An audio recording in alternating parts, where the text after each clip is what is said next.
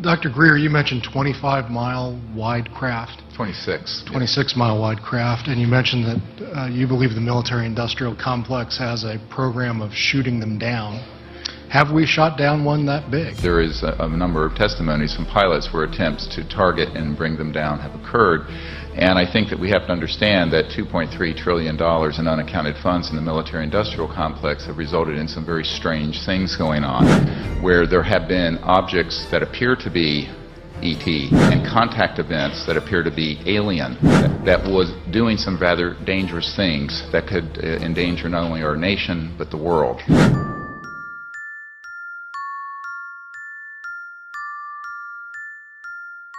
Kung sa Pilipinas ay puro korupsyon ang pinag-uusapan, sa Amerika naman ay isang malaking pagpupulong sa Kongreso ang pinagkakaabalahan nila tungkol sa isang alien spaceship na halos 26 miles ang laki at ito ay nasa loob ng ating solar system.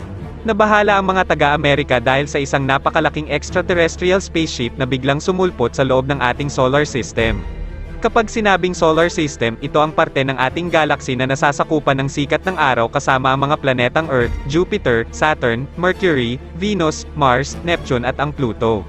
Ang solar system ay nasa loob ng ating galaxy na tinatawag na Milky Way Galaxy. Ang Milky Way Galaxy ay isa lamang sa mahigit trilyon-trilyon na bilang ng mga galaxy na meron sa kalawakan. Talaga nga namang napakalaki ng ating kalawakan at patuloy pa rin itong lumalawak o lumalaki habang tumatagal ang panahon. Ayon kay Dr. Stephen Greer, marami ang mga saksi at nagtestimonya na sinusubukan raw ng mga military na pasabugin ang Higanteng Spaceship na ito. May mga tao raw na kumikilos patungkol sa bagay na ito na walang pahintulot sa Kongreso at sa presidente ng bansa, at ito raw ay posibleng magresulta ng hindi maganda para sa seguridad ng buong mundo. At ayon kay Dr. Greer ay talagang pinagtutuunan ng pansin ang bagay na ito ng pinuno ng Defense Intelligence Agency na si General Patrick Hughes, at hindi raw niya sinasabi sa publiko ang patungkol rito. Ngunit ang ikinakabahala ni Dr. Greer ay ang tungkol sa isang napakalaking pribadong grupo ng mga matataas na tao na tinatawag na kabal ay kumikilos at gumagawa raw ng napakadelikadong bagay tungkol rito na posibleng magdulot ng panganib hindi lang sa bansa ng Amerika kundi sa buong mundo. Dagdag pa ni Dr. Greer na may mga grupo o miyembro ng mga tao sa Kongreso na may kinalaman sa mga super high technologies o alien technologies at mga anti-gravity device na ginagawa sa ating planeta, at binanggit niya ang mga pasilidad o mga lugar kung saan ginagawa at nakatago ang mga sikretong bagay na ito. These facilities are the Edwards Air Force Base and subsections where at the dry lake bed where the Lockheed Skunk Works operations, Haystack Butte, China Lakes, George Air Force Base, and the closed Norton Air Force Base, where an anti-gravity device, so-called alien reproduction vehicle, for which we have the schematics, was seen by Frank Carlucci and others on our witness team. Tabletop Mountain and Blackjack Control. The aerospace facilities there are the Northrop Anthill Facility, Tejon Ranch, the McDonnell Douglas Llano Plant, Lockheed Martin Hellendale Plant, and the Phillips Lab. At the Nellis Air Force Facility, so-called Area 51, no one calls it that. There's S4 and S12, Pahoot Mesa, Groom Lake, and a number of sub-facilities. The most important facility is in Utah, near Provo, the Dugway Proving Grounds, all of which is underground, and the airspace above it is classified. There are no roads into this facility. The New Mexico facilities include Los Alamos National Labs with underground connectors to the so-called Dulce area where the biological work is being done, and Kirtland Air Force Base. And the complex there includes Sandia National Laboratories, Phillips Labs, Manzano Mountain Weapons Storage Facility, Coyote Canyon, and the White Sands Complex.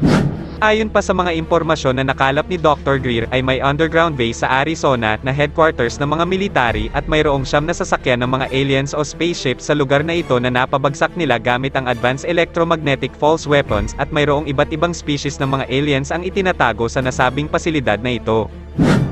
In Arizona, near Fort Huachuca, which is Army Intelligence Headquarters, there is a UGB underground base where one of our witnesses who will testify worked on 9 separate extraterrestrial vehicles that had been down through advanced electromagnetic pulse weapons, and there are several different species of extraterrestrial biologicals stored at that facility.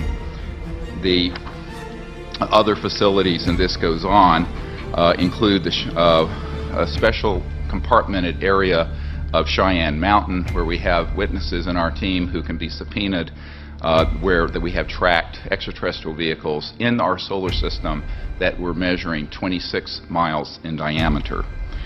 There are also facilities in Australia, a key one being Pine Gap, the so-called Alice Springs facility, which is mostly a U.S. Air Force facility, even though it is in Australia. I recently talked to the Deputy Prime Minister of Australia about this. Also, the Redstone Arsenal and the Marshall Space Flight Center.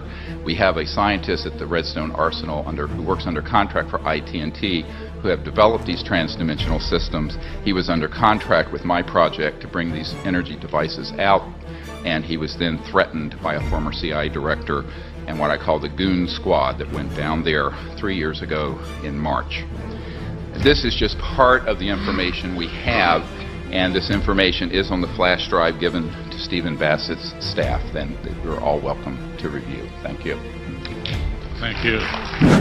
Ang mga bagay katulad nito na kung saan ang mga matataas na opisyal ng gobyerno ay nagsasabi ng mga bagay na hindi pangkaraniwan at mahirap paniwalaan ay hindi na bago sa ating kasaysayan.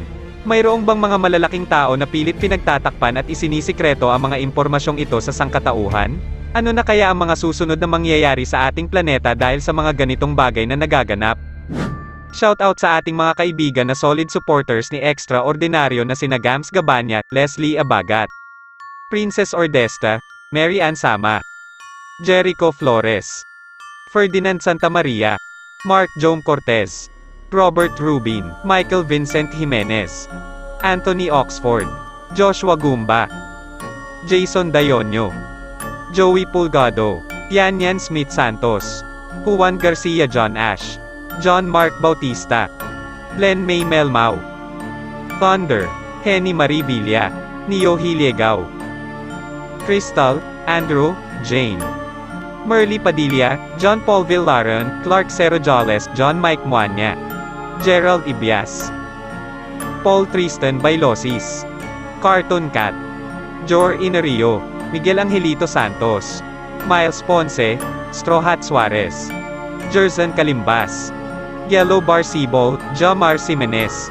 Loreline Lases, Sales Kevin, Christian Lloyd Sogabo, Zian Crossford, Mayhin Arose, Zaharto Sampal, Hernes Malonga, Bronski nga pala, John Robin Luke Anilaw, Sian Aguilar, Norman Rosa, Alindogan Carl, Angelo Cortez, Rodney Lazaraga, Soto Soto, John Clark, Mark Anthony Corañez, J.R. Rasgo, Heidi Dizon, Mel John Songko, Sofia Nave, John Eric Baculot Janita, Roland Olaira, Christine Aragerang, Jenriel Adunacion, John Ray Guisic, Ronnie Manlapas Revilla, Alexis Lasola, Lizelle Heraldo, Renz Paulo Trills, Beverly Hayo, Nico Bailosis at Fred Futol at si Leanne Saraw.